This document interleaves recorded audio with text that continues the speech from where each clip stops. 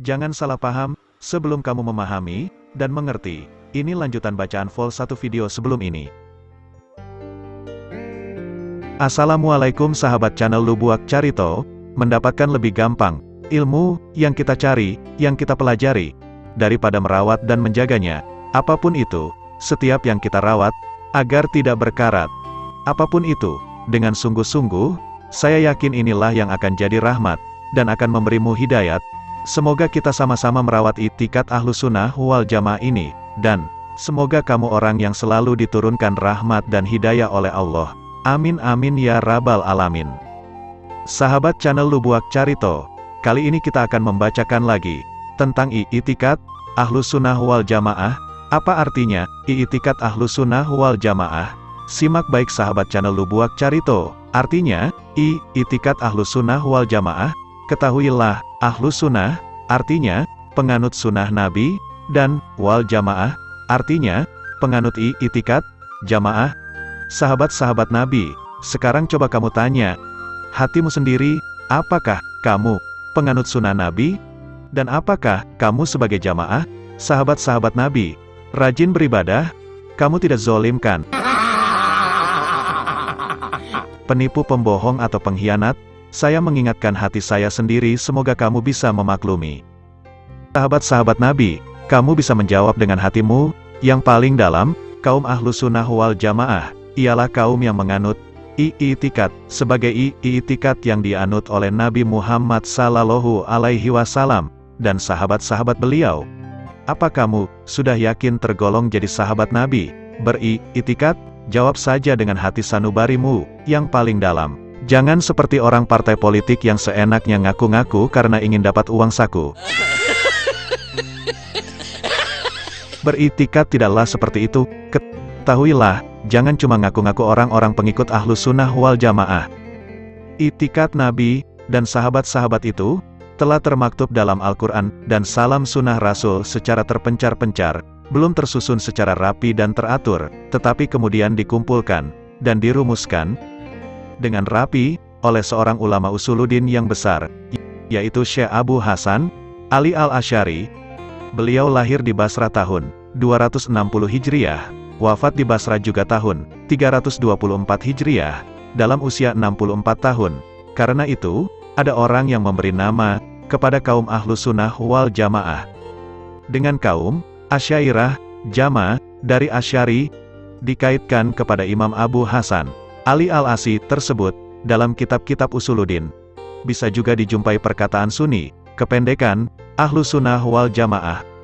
Orang-orang yang dinamai Sunniyun tersebut dalam kitab Ittihaf Sadatul Mutakin, karangan Imam Muhammad bin Muhammad Al-Husni Az-Zabidi, yaitu kitab Sarah Ihya Ulumuddin, karangan Imam Ghazali, pada jilid 2 pagina 6. Begini, simak baik-baik sahabat channel Lubuak Carito. Karena yang kami bacakan, artinya, ayat-ayatnya ditampilkan di video. Karena suara Google ini, tidaklah memadai untuk bermukrik dengan bahasa Arab, harap dimaklumi. Simak baik-baik yang disampaikan Imam Ghazali ini. Lihat ayatnya di video, simak artinya yang saya bacakan. Apabila disebut kaum Ahlus Sunnah wal Jamaah, maka maksudnya ialah orang-orang yang mengikut rumusan atau faham Asy'ari dan faham Abu Mansur Al-Maturidi. Simak baik-baik sahabat channel Lubuak Carito. Siapa Abu Mansur Al-Maturidi ini? Abu Mansur Al-Maturidi adalah seorang ulama usuluddin juga, yang faham itikadnya sama, atau hampir sama dengan Abu Hasan Al-Asy'ari. Beliau wafat di sebuah desa bernama Maturidi, Samarkand, di Asia Tengah, pada tahun 333 Hijriah. Terkemudian 9 tahun dari Imam Abu Hasan Al-Asy'ari. Sudah menjadi adat kebiasaan dalam dunia Islam, bahwa hukum-hukum agama yang digali dari Quran dan hadis oleh seorang imam, maka hukum itu dinamai mazhab. Hasil ijtihad Imam Hanafi dinamai mazhab Hanafi, hasil ijtihad Imam Maliki dinamai mazhab Maliki, hasil ijtihad Imam Syafi'i dinamai mazhab Syafi'i, hasil ijtihad Imam Ahmad bin Hanbal dinamai mazhab Hanbali. Walaupun pada hakikat semuanya adalah agama Allah yang termaktub secara tersurat atau tersirat di dalam Al-Quran dan hadis, begitu juga dalam soal-soal i'tiqad, hasil galian dari Al-Quran dan hadis oleh Imam Abu Hasan Al-Asy'ari, dinamai mazhab Asy'ari atau faham Asy'ari.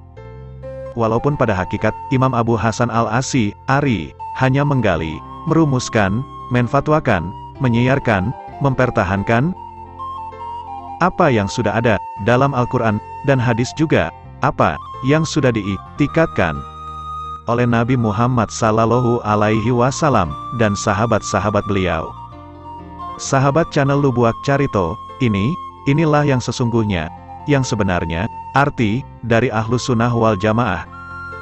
Semoga engkau mengerti, lalu simaklah baik-baik firqah-firqah dalam Islam. Ini sangat penting untuk kita pahami dan ketahui, agar kita tak salah langkah salah arah, selalu berbuat salah karena tak paham akidah. Dalam sejarah Islam telah tercatat adanya firqah-firqah atau golongan di lingkungan umat Islam, yang antara satu sama lain bertentangan fahamnya secara tajam, yang sulit untuk diperdamaikan, apalagi untuk dipersatukan.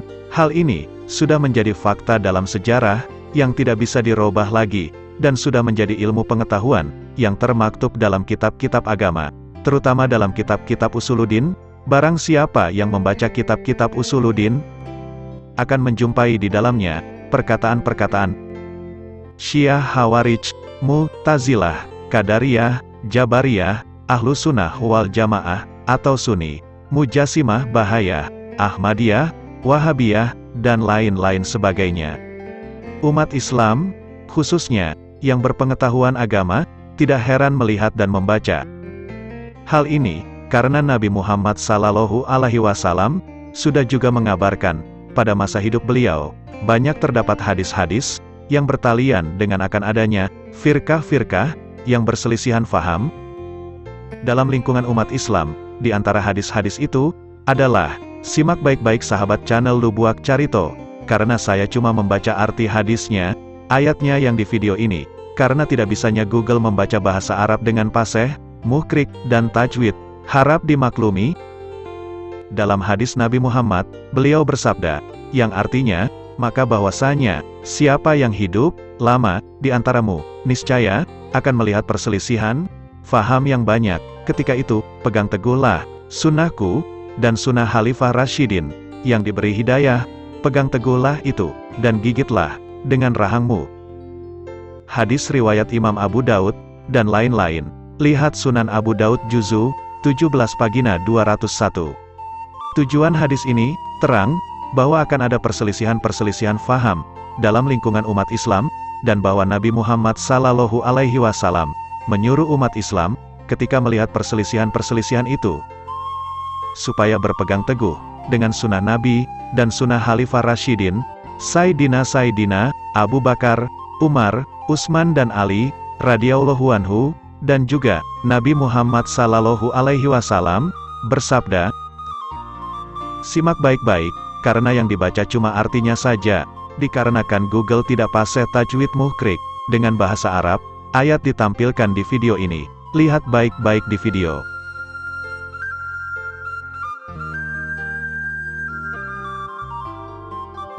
Sahabat channel Lubuak Carito, jika ada sumur di ladang bolehlah saya menumpang mandi.